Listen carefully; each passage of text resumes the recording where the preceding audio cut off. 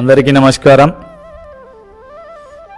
10వ తరగతి తెలుగు వాచకంలోని దాశరథి కృష్ణమాచార్యులు రచించిన వీర తెలంగాణ పాఠ్యాంశం నుండి 5వ కంఠస్థ పద్యము.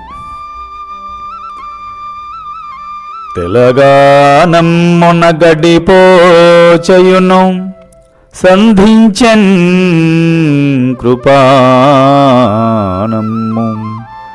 రాజలలాముండను వాని పీచమడచన్ సాగించే యుద్ధము భీతిలిపోయన్